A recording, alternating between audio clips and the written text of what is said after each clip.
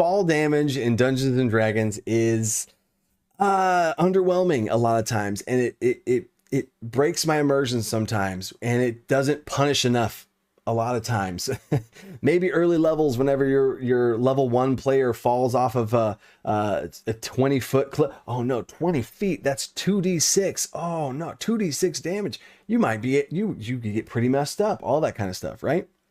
So fall damage in general, especially once you get towards 5th level and definitely higher, fall damage should never be to the point where you can have a barbarian that just jumps off a cliff and is totally fine, or you're in like a sky ship and they jump out and they're totally fine, and they take 20d6 damage, and then they're okay, cool. Oh, but I was raging and take half damage because I'm raging and I hit the ground. Like, no.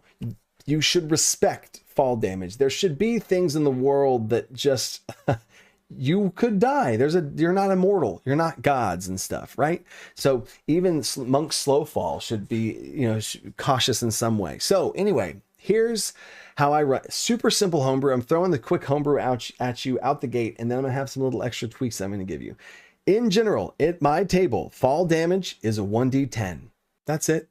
Think about that for a second. 1d10 fall damage. Think about what that means and think about how that applies. And there's no cap to it, right? Now, I'm sure I could do some backwards math and figure out what terminal velocity is and all that kind of stuff. But I think, just in general, okay, unless you're specifically built a certain way or you have some sort of like magically slowing fall type thing, a level 20 fighter, or even let's say a level 20 barbarian, should be falling out of the sky and smash into the ground. I mean, you're probably dead. You're at least unconscious, and you're going to be making death saving throws. You know what I'm saying? 1d10 for fall damage, I think, dials it up to a respectable level. Is it going to be more dangerous and deadly for normal people? Maybe. So maybe if you're worried and you want to add some extra homebrews, maybe you have fall damage scale with the campaign. That feels bad to me. I just have it be 1d10. Don't fall. You're a little weak, little baby with level 1s. Don't fall, right? I would not do that, but you could have it be a d6 at level 1, a d8 at level 2, and then level 3 and beyond is a d10. Or shoot, you can maybe turn it into d12. Oh, fall damage is scary. Time out. Today's video is sponsored by Describe.com. And trust me, you're really going to fall in love with them. Like fall, because we're talking about fall damage, and fall. Anyway, let me show you what I'm talking about. Describe.com is a professional written text boxes of flavor text and descriptions to be able to add into your game. They got descriptions for places, monsters, spells, items, and they just added characters, dialogue with 4 different characters to help you be able to come up with a bunch of different scenarios. This right here is so huge to be able to get players to be able to see the location that you're talking about, whether it's magical places like the plains or places like cities, being able just to get their heads to be able to understand and see what you're trying to say. So let's take it to spells, since we're talking about falling here, and show a spell description. This also works for anything you're doing. I'm going to type in feather fall. And here we go. We got a ring of feather falling we could describe. I don't know what that would be. Feather fall cast in midair. That sounds cool.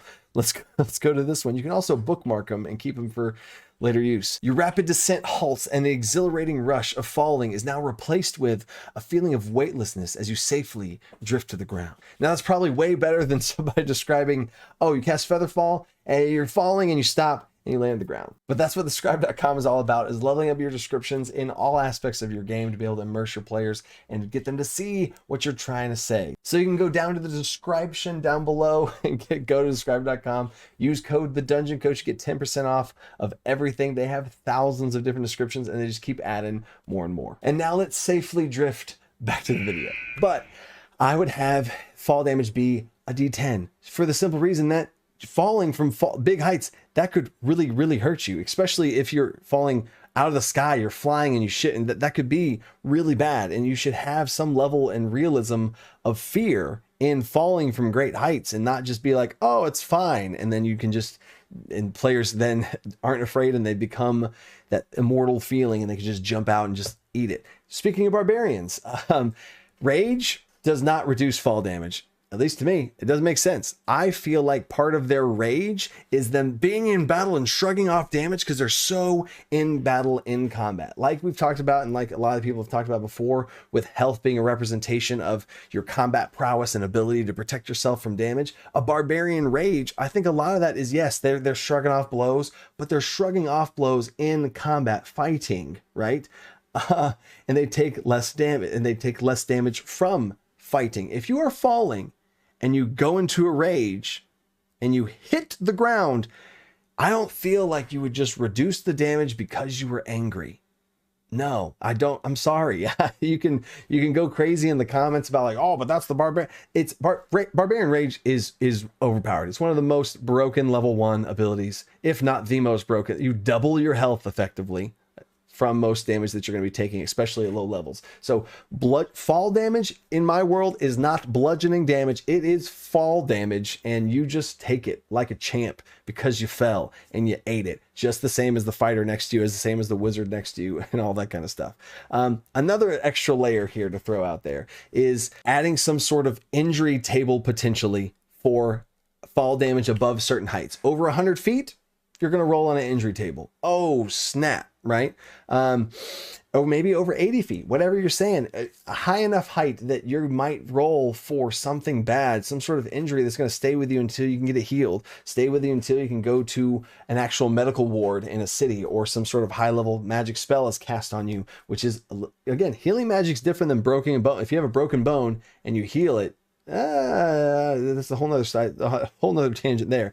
But have a certain height set. For me, I'm just going to say 100 feet. And after 100 feet, if you fall and hit the ground 100 feet up, you're going to roll on the injury table. You're going to make a Constitution saving throw, and if you fail that, you're going to get an injury. You're going to roll on the injury table. I have a lingering injuries table. There's a whole nother video I could do on lingering injuries and how many tables I think are just bad and wrong and not good and stuff. I don't mean wrong. It just rubs me the wrong way, and I don't believe in that type of system. I think lingering injuries should be something that's like, ooh, like you broke your arm, so now every attack you do is a disadvantage and stuff, and until you can sling it, and then you use your offhand to whatever. Okay, so I think there should be some sort of precedence around falling that you make it a little bit more scary than characters just being able to, who cares, and they just eat it and fall from whatever heights. Super simple adjustment is 1d10.